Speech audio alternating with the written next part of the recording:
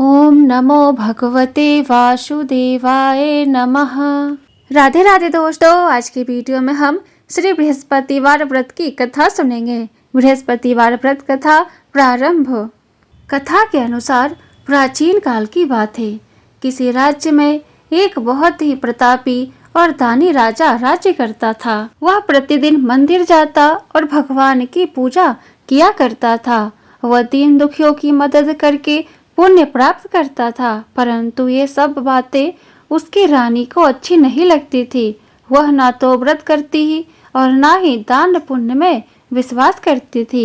इतना ही नहीं, वह राजा को भी ऐसा करने से मना किया करती थी। एक समय की बात है, राजा शिकार खेलने के लिए वन गए। घर पर रानी और दासी थी। उसी समय गुरु बृहस्पति देव साधु का रूप धारण कर राजा के दरवाजे पर भिक्षा मांगने आए। साधु ने जब रानी से भिक्षा मांगी तो वह कहने लगी, हे साधु महाराज, मैं इस दान और पुण्य से तंग आ गई हूँ। आप कोई ऐसा उपाय बताए जिससे कि सारा धन नष्ट हो जाए और मैं आराम से रह सकूं। इतना सुनकर बृहस्पति देव ने कहा, हे देवी, तुम बड़े विचित्र हो। संतान और धन से कोई दुखी नहीं होता है। अगर अधिक धन है तो इसे शुभ कार्यों में लगाओ। कुमारी कन्याओं का विवाह कराओ, विद्यालय और बाग बगीचे का निर्माण कराओ, जिससे तुम्हारे दोनों लोग सुधरे। परंतु साधु की इन बातों से रानी को खुशी नहीं हुई। उसने कहा कि मुझे ऐसे धन की आवश्यकता नहीं है जिसे मैं दान दूं और जिसे संभालने में मेरा सारा समय नष्ट हो जाए। तब साधु ने कहा, अगर तुम्हारी ऐसी इच्छा है तो मैं जैसा तुम्हें बताता हूँ तुम वैसा ही करना। गुरुवार के दिन तुम घर को गोबर से लीपना, अपने बालों को पीली मिट्टी से धोना, राजा से हजामत बनाने को कहना, भोजन में मांस मदिरा का प्रयोग करना, कपड़े धोबी के हाथ धुलने देना। इस प्रकार 7 बृहस्पतिवार करने से तुम्हारा समस्त धन नष्ट हो जाएगा। इतना कहकर साधु के रूप में बृहस्पति देव अंतर ध्यान हो गए। साधु के अनुसार कई बातों को पूरा करते हुए रानी को केवल 3 बृहस्पतिवार ही बीते थे कि उसकी समस्त धन संपत्ति नष्ट हो गई। भोजन के लिए राजा का परिवार तरसने लगा। तब एक दिन राजा ने रानी से बोला कि हे रानी, तुम यहीं रहो, मैं दूसरे देश को जाता हूँ, क्योंकि यहाँ पर सभी लोग मुझे जानते हैं, इसलिए मैं कोई छोटा कार्य नहीं कर सकता। ऐसा कहकर राजा दूसरे देश चला गया। वहाँ वह जंगल से लकड़ी काट कर लाता और शहर में बेचता। इस तरह वह अपना जीवन व्यतीत करने लगा। इधर राजा के परदेश जाते ही रानी और दासी दुखी रहने लगी। एक बार जब रानी और दासी को 7 दिन तक बिना भोजन के रहना पड़ा तो रानी ने अपनी दासी से कहा, हे दासी, पास के नगर में मेरी बहन रहती है, वह बड़ी धनवान है, तू उसके पास जा और कुछ ले आ ताकि थोड़ी बहुत गुजर बसर हो जाए। दासी रानी की बहन के पास गई। उस दिन गुरुवार था और रानी की बहन उस समय बृहस्पतिवार व्रत की कथा सुन रही थी। दासी ने रानी की बहन को अपनी रानी का संदेश दिया, लेकिन रानी की बड़ी बहन ने कोई उत्तर नहीं दिया। जब दासी को रानी की बहन से कोई उत्तर नहीं मिला तो वह बहुत दुखी हुई और उसे क्रोध भी आया। दासी ने वापस आकर रानी को सारी बात बता दी। ये सुनकर रानी ने अपने भाग्य को कोसा। उधर रानी की बहन ने सोचा कि मेरी बहन की दासी आई थी, परंतु मैं उससे नहीं बोली, इससे वह बहुत दुखी हुई होगी। कथा सुनकर और पूजा समाप्त करके वह अपनी बहन के घर आई और कहने लगी, हे बहन, मैं बृहस्पतिवार व्रत की कथा सुन रही थी। तुम्हारी दासी मेरे घर आई थी, परंतु जब तक कथा होती है तब तक ना तो उठते हैं और ना ही बोलते हैं, इसलिए मैं नहीं बोली। बताओ दासी क्यों आई थी? रानी बोली, बहन, तुमसे क्या छिपाऊं, हमारे घर खाने तक को अनाज नहीं है। ऐसा कहते कहते रानी की आंखें भर आई।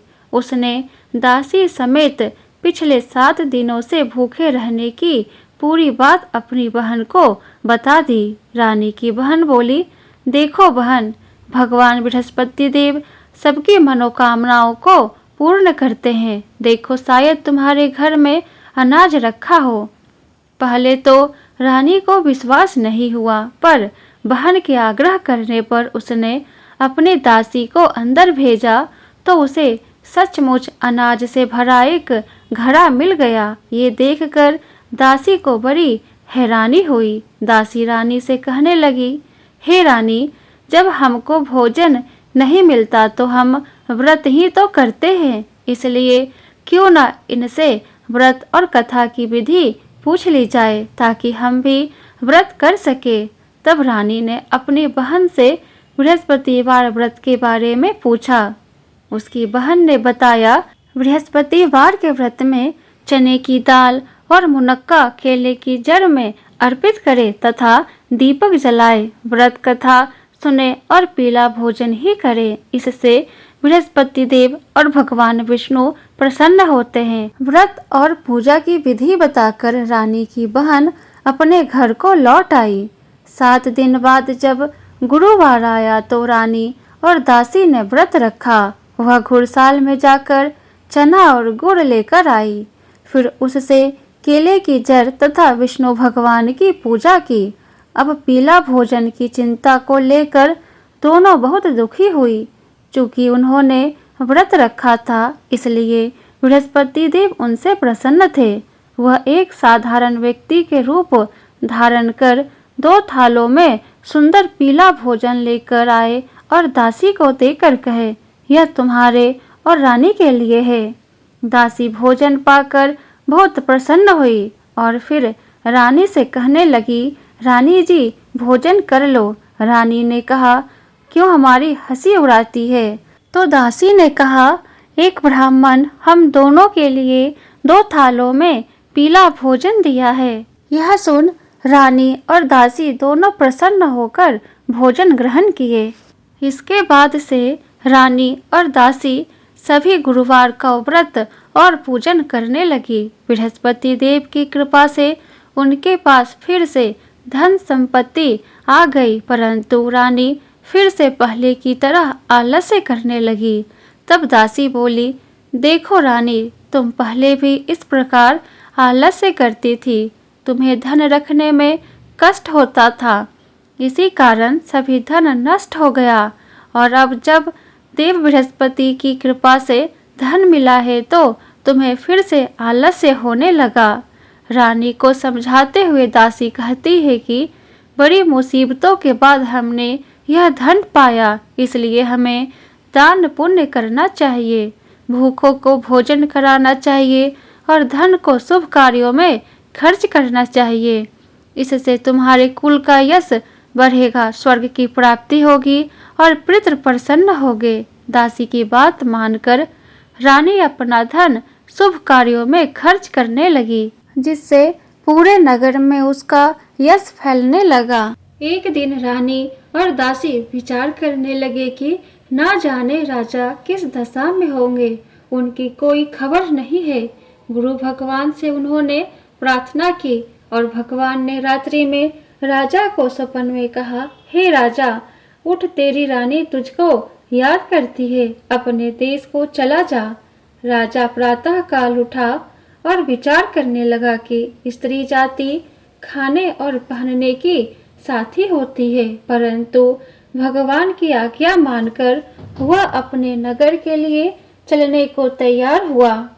इससे पूर्व जब राजा परदेश चला गया था तो परदेश में दुखी रहने लगा। प्रतिदिन जंगल में से लकड़ी काट कर लाता और उन्हें शहर में बेचकर अपने दुखी जीवन को बहुत कठिनता से व्यतीत करता था। एक दिन राजा दुखी हो अपनी पुरानी बातों को याद करके रोने लगा। तब उस जंगल में बृहस्पति देव एक साधु का रूप धारण कर आए और राजा के पास आकर बोले, हे लकड़हारे, तुम इस सुनसान जंगल में किस चिंता में बैठे हो, मुझको बतलाओ। यह सुन राजा के नेत्रों में आंसू भर आए और साधु को वंदना कर बोला, हे प्रभु, आप सब कुछ जानने वाले हो। इतना कहकर साधु को अपनी संपूर्ण कहानी सुना दी। महात्मा दयालु होते हैं। वे राजा से बोले, हे राजा, तुम्हारी स्त्री ने बृहस्पति देव का अपराध किया था, जिस कारण तुम्हारी यह दशा हुई। अब तुम किसी प्रकार की चिंता मत करो, भगवान तुम्हें पहले से अधिक धन देगा। देखो, तुम्हारी स्त्री ने बृहस्पतिवार का व्रत प्रारंभ कर दिया है और तुम मेरा कहा मानकर बृहस्पतिवार को व्रत करके चने की दाल, गुड़ और जल को लोटे में डालकर केले का पूजन करो। फिर कथा कहो अथवा सुनो, भगवान तुम्हारी सब मनोकामनाओं को पूर्ण करेंगे। साधु को प्रसन्न देखकर राजा बोला, हे प्रभु, मुझे लकड़ी बेचकर इतना पैसा नहीं मिलता जिससे भोजन करने के उपरांत कुछ बचा सकूं। मैंने रात्रि में अपनी रानी को व्याकुल देखा है। मेरे पास कुछ भी नहीं जिससे उसकी खबर मंगवा सकूं, और फिर मैं कौन सी कहानी कहूँ, यह मुझको कुछ भी मालूम नहीं है। साधु ने कहा, हे राजा, तुम किसी बात की चिंता मत करो। बृहस्पतिवार के दिन तुम रोजाना की तरह लकड़ियाँ लेकर शहर को जाओ। तुमको रोज से दुगना धन प्राप्त होगा, जिससे तुम भली भांति भोजन कर लोगे तथा बृहस्पति देव की पूजा का सामान भी आ जाएगा। बृहस्पति देव की कहानी इस प्रकार है। प्राचीन काल में एक ब्राह्मण था। वह बहुत ही निर्धन था। उसके कोई भी संतान नहीं थी। उसकी स्त्री बहुत मालिनता के साथ रहती थी। वह न स्नान करती, न किसी देवता का पूजन करती। प्रातः काल उठते ही सर्वप्रथम भोजन करती, बाद में कोई अन्य कार्य करती थी। इससे ब्राह्मण देवता बहुत दुखी थे। बेचारे बहुत कुछ कहते, किंतु उसका कोई परिणाम न निकला। भगवान की कृपा से ब्राह्मण की स्त्री के कन्या रूपी रत्न पैदा हुआ और वह कन्या अपने पिता के घर में बड़ी होने लगी। वह बालिका प्रातः स्नान करके विष्णु भगवान का जाप करने लगी, बृहस्पतिवार का व्रत करने लगी। अपने पूजा पाठ को समाप्त करके स्कूल जाती तो अपनी मुट्ठी में जौ भरकर ले जाती और पाठशाला जाने के मार्ग में डालती जाती। वही जौ स्वर्ण के हो जाते तो लौटते समय उनको बीनकर घर ले आती थी। एक दिन वह बालिका सूप में उन सोने के जौ को फटक कर साफ कर रही थी। तभी उसकी माँ ने देख लिया और कहा, हे बेटी, सोने के जौ को फटकने के लिए सोने का सूप होना चाहिए। दूसरे दिन गुरुवार था। इस कन्या ने व्रत रखा और बृहस्पति देव से प्रार्थना करके कहा, हे प्रभु, मैंने आपकी पूजा सच्चे मन से की हो तो मेरे लिए सोने का सूप दे दो। बृहस्पति देव ने उसकी प्रार्थना स्वीकार कर ली। रोजाना की तरह वह कन्या जौ फैलाती हुई जाने लगी। जब लौटकर जौ बिन रही थी तो बृहस्पति देव की कृपा से सोने का सूप मिला। उसे वह घर ले आई और उससे जौ साफ करने लगी, परंतु उसकी माँ का वही ढंग रहा। एक दिन की बात है कि वह कन्या सोने के सूप में जो साफ कर रही थी। उस समय उस शहर का राजपुत्र वहां से होकर निकला। इस कन्या के रूप और कार्य को देखकर मोहित हो गया तथा अपने घर आकर भोजन तथा जल त्याग कर उदास होकर लेट गया। राजा को जब इस बात का पता चला तो अपने प्रधानमंत्रियों के साथ अपने पुत्र के पास गए और बोले, हे बेटा, तुम्हें किस बात का कष्ट है? किसी ने अपमान किया है अथवा कोई और कारण है? सो कहो, मैं वही कार्य करूँगा जिससे तुम्हें प्रसन्नता हो। अपने पिता की राजकुमार ने बातें सुनी तो वह बोला, मुझे किसी बात का कष्ट नहीं, किसी ने मेरा अपमान नहीं किया, परंतु मैं उस लड़की के साथ विवाह करना चाहता हूँ जो सोने के सूप में जो साफ कर रही थी। यह सुन राजा आश्चर्य में पड़ गया और बोला, हे बेटा, इस तरह की कन्या का पता तुम ही लगाओ, मैं उसके साथ तुम्हारा विवाह अवश्य ही करवा दूंगा। राजकुमार ने उस लड़की के घर का पता बतलाया। तब मंत्री उस लड़की के घर गए और ब्राह्मण देवता को सभी हाल बतलाया। ब्राह्मण देवता राजकुमार के साथ अपनी कन्या का विवाह करने के लिए तैयार हो गए तथा विधि विधान के अनुसार ब्राह्मण की कन्या का विवाह राजकुमार के साथ संपन्न हो गया। कन्या के घर से जाते ही पहले की भांति उस ब्राह्मण देवता के घर में गरीबी का निवास हो गया। अब भोजन के लिए भी अन्न बड़ी मुश्किल से मिलता था। एक दिन दुखी होकर ब्राह्मण देवता अपनी पुत्री के पास गए। बेटी ने पिता की दुखी अवस्था को देखा और अपनी माँ का हाल पूछा। तब ब्राह्मण ने सभी हाल कहा। कन्या ने बहुत सा धन देकर अपने पिता को विदा कर दिया। इस तरह ब्राह्मण का कुछ समय सुखपूर्वक व्यतीत हुआ। कुछ दिन बाद फिर वही हाल हो गया। ब्राह्मण फिर अपनी कन्या के यहाँ गया और सभी हाल कहा तो लड़की बोली, हे पिताजी, आप माताजी को यहाँ ले आओ, मैं उन्हें वह विधि बता दूंगी जिससे गरीबी दूर हो जाए। वह ब्राह्मण देवता अपनी स्त्री को साथ लेकर पहुँचे तो पुत्री अपनी माँ को समझाने लगी, हे माँ, तुम प्रातः काल उठकर प्रथम स्नान आदि करके विष्णु भगवान का पूजन करो तो सब दरिद्रता दूर हो जाएगी। परंतु उसकी माँ ने एक भी बात नहीं मानी और प्रातः काल उठकर अपनी पुत्री के बच्चों का जूठन खा लेती थी।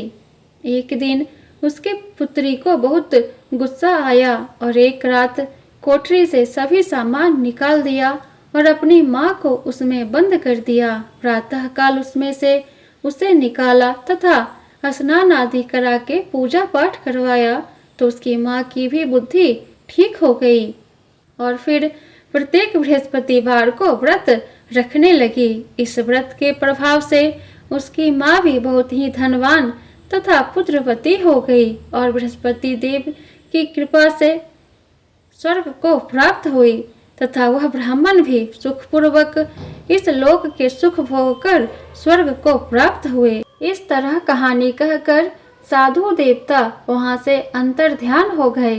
धीरे धीरे समय व्यतीत होने पर फिर बृहस्पतिवार का दिन आया। राजा जंगल से लकड़ी काटकर किसी शहर में बेचने गया। उसे उस दिन और दिनों से अधिक धन मिला। राजा ने चना गुड़ आदि लाकर बृहस्पतिवार का व्रत किया।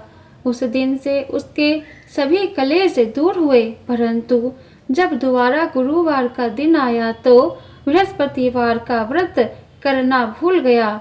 इस कारण बृहस्पति भगवान नाराज हो गए। उस दिन उस नगर के राजा ने विशाल यज्ञ का आयोजन किया तथा शहर में यह घोषणा करा दी कि कोई भी मनुष्य अपने घर भोजन न बनावे तथा आग भी न जलावे। समस्त लोग मेरे यहाँ भोजन करने आवे। इस आज्ञा को जो न मानेगा उसके लिए फांसी की सजा दी जाएगी। इसी तरह की घोषणा संपूर्ण नगर में करवा दी गई। राजा की आज्ञा अनुसार शहर के सभी लोग भोजन करने गए, लेकिन लकड़हारा कुछ देर से पहुंचा, इसलिए राजा उसको अपने साथ घर लिवा ले गया और ले जाकर भोजन करा रहे थे तो रानी की दृष्टि उस खूंटी पर पड़ी जिस पर उसका हार लटका हुआ था। वह वहां पर दिखाई नहीं दिया। रानी ने निश्चय किया कि मेरा हार इस मनुष्य ने चुरा लिया है। उसी समय पुलिस बुलाकर उसको जेल खाने में डलवा दिया। जब राजा जेल खाने में गया तो बहुत दुखी होकर विचार करने लगा कि ना जाने कौन से पूर्व जन्म के कर्म से मुझे यह दुख प्राप्त हुआ है और उसी साधु को याद करने लगा जो कि जंगल में मिला था। उसी समय तत्काल बृहस्पति देव साधु के रूप में प्रकट हो गए और उसकी दशा को देखकर कहने लगे, अरे मूर्ख, तूने बृहस्पति देवता की कथा नहीं कही, इसी कारण तुम्हें दुख प्राप्त हुआ है। अब चिंता मत कर। बृहस्पतिवार के दिन जेल खाने के दरवाजे पर 4 पैसे पड़े मिलेंगे, उनसे तू बृहस्पति देव की पूजा करना, तेरे सभी कष्ट दूर हो जाएगी। बृहस्पतिवार के रोज उसे 4 पैसे मिले। राजा ने कथा कही। उसी रात्रि को बृहस्पति देव ने उस नगर के राजा को स्वप्न में कहा, हे राजा, तुमने जिस आदमी को जेल खाने में बंद कर दिया है वह निर्दोष है, वह राजा है, उसे छोड़ देना। रानी का हार उसी खूंटी पर लटका हुआ है। अगर तू ऐसा नहीं करेगा तो मैं तेरे राज्य को नष्ट कर दूंगा। इस तरह के रात्रि स्वप्न को देख राजा जब प्रातः काल उठा और खूंटी पर हार टंगा देखकर लकड़हारे को बुलवाकर क्षमा मांगी तथा राजा के योग्य सुंदर वस्त्र आभूषण देकर विदा किया। गुरुदेव की आज्ञा अनुसार राजा अपने नगर को चल दिया। राजा जब नगर के निकट पहुंचा तो उसे बड़ा ही आश्चर्य हुआ। नगर में पहले से अधिक बाग, तालाब और कुएं तथा बहुत सी धर्मशालाएं आदि बने हुए थे। राजा ने पूछा कि यह किसका बाग और धर्मशाला है। तब नगर के सब लोग कहने लगे कि यह सब रानी और दासी के हैं। तो राजा को आश्चर्य हुआ और गुस्सा भी आया। जब रानी ने यह खबर सुनी कि राजा आ रहे हैं तो उसने अपनी दासी से कहा कि हे दासी, देख राजा हमको कितनी बुरी हालत में छोड़ गए थे। वह हमारी ऐसी हालत देखकर लौट ना जाए, इसलिए तू दरवाजे पर खड़ी हो जा। आज्ञा अनुसार दासी दरवाजे पर खड़ी हो गई और राजा आए तो उन्हें अपने साथ ले आई। तब राजा ने क्रोध करके अपनी तलवार निकाली और पूछने लगे, यह बताओ कि यह धन तुम्हें कैसे प्राप्त हुआ है। तब उन्होंने कहा, हमें यह सब धन बृहस्पति देव के इस व्रत के प्रभाव से प्राप्त हुआ है। राजा ने निश्चय किया कि 7 रोज बाद तो सभी बृहस्पति देव का पूजन करते हैं, परंतु मैं रोजाना दिन में 3 बार कहानी कहा करूंगा तथा रोज व्रत किया करूंगा। अब हर समय राजा के दुपट्टे में चने की दाल बंधी रहती तथा दिन में 3 बार कहानी कहता। एक रोज राजा ने विचार किया कि चलो अपनी बहन के यहाँ हो आवे। इस तरह निश्चय कर घोड़े पर सवार हो अपनी बहन के घर जाने लगा। मार्ग में उसने देखा कि कुछ आदमी एक मुर्दे को लिए जा रहे हैं। उन्हें रोककर राजा कहने लगा, अरे भाइयों, मुझसे बृहस्पति देव की कहानी सुन लो।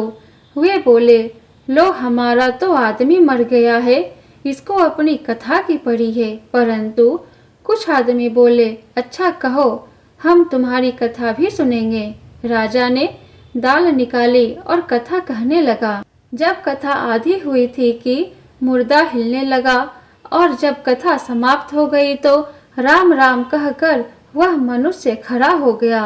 आगे मार्ग में उसे एक किसान खेत में हल चलाता मिला। राजा ने उसे देखा और उससे बोला, अरे भैया, तुम मुझसे बृहस्पतिवार की कथा सुन लो। किसान बोला, जब तक मैं तेरी कथा सुनूंगा तब तक 4 हरैया जोत लूंगा। जा अपनी कथा किसी और को सुनाना।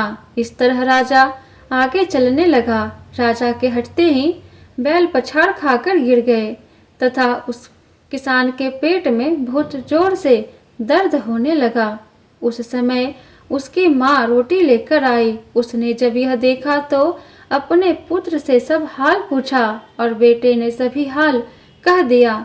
तो बुढ़िया दौड़ी दौड़ी उस घुड़सवार के पास गई और उससे बोली, मैं तेरी कथा सुनूंगी, तू अपनी कथा मेरे खेत पर चलकर कहना। राजा ने बुढ़िया के खेत पर जाकर कथा कही, जिसके सुनते ही वह बैल खड़े हुए तथा किसान के पेट का दर्द बंद हो गया।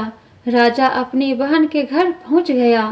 बहन ने भाई की खूब मेहमानी की। दूसरे रोज प्रातः काल राजा जागा तो वह देखने लगा कि सब लोग भोजन कर रहे हैं। राजा ने अपनी बहन से कहा कि ऐसा कोई मनुष्य है जिसने भोजन नहीं किया हो, मुझसे बृहस्पतिवार की कथा सुन ले। बहन बोली, हे भैया, यह देश ऐसा ही है। पहले यहाँ लोग भोजन करते हैं, बाद में अन्य काम करते हैं। अगर कोई पड़ोस में हो तो देख आओ। वह ऐसा कहकर देखने चली गई, परंतु उसे कोई भी ऐसा व्यक्ति नहीं मिला जिसने भोजन ना किया हो। अतः वह एक कुम्हार के घर गई जिसका लड़का बीमार था। उसे मालूम हुआ कि उनके यहाँ 3 रोज से किसी ने भोजन नहीं किया है। रानी ने अपने भाई की कथा सुनने के लिए कुम्हार से कहा। वह तैयार हो गया। राजा ने जाकर बृहस्पतिवार की कथा कही, जिसको सुनकर उसका लड़का ठीक हो गया। अब तो राजा की प्रशंसा होने लगी। एक दिन राजा ने अपनी बहन से कहा कि हे बहन, हम अपने घर को जाएंगे, तुम भी तैयार हो जाओ। राजा की बहन ने अपनी सास से पूछा तो सास बोली, हाँ चली जा, परंतु अपने लड़कों को मत ले जाना, क्योंकि तेरे भाई को कोई संतान नहीं होती है। बहन ने अपने भैया से कहा कि हे भैया, मैं तो चलूंगी, मगर कोई बालक नहीं जाएगा। राजा बोला, जब कोई बालक ही नहीं चलेगा तब तुम ही क्या करोगी। बहुत दुखी मन से राजा अपने नगर को लौट आया। राजा ने अपनी रानी से कहा, हम निर्वंशी राजा है, हमारा मुंह देखने का धर्म नहीं है और कुछ भोजन आदि नहीं किया। रानी बोली, हे राजन, बृहस्पति देव ने हमें सब कुछ दिया है, वे हमें संतान भी अवश्य देंगे। उसी रात को बृहस्पति देव ने राजा को स्वप्न में कहा, हे राजा, उठ, सभी सोच त्याग दे, तेरी रानी गर्भ से है। राजा को यह बात सुनकर बहुत खुशी हुई। 9वें महीने में उसके गर्भ से एक सुंदर पुत्र पैदा हुआ। तब राजा बोला, हे रानी, स्त्री बिना भोजन के रह सकती है, पर बिना कुछ कहे नहीं रह सकती। जब मेरी बहन आवे तो तुम उससे कुछ न कहना। रानी ने सुनकर हाँ कर दी। जब राजा की बहन ने यह शुभ समाचार सुना तो वह बहुत खुश हुई तथा बधाई लेकर अपने भाई के यहाँ आई। तभी रानी ने कहा, घोड़ा चढ़कर तो नहीं आई, गधा चढ़कर आई। राजा की बहन बोली, भाभी, मैं इस प्रकार ना कहती तो तुम्हें औलाद कैसे मिलती। बृहस्पति देव ऐसे ही है, जैसी जिसके मन में कामनाएं होती है सभी को पूर्ण करते हैं।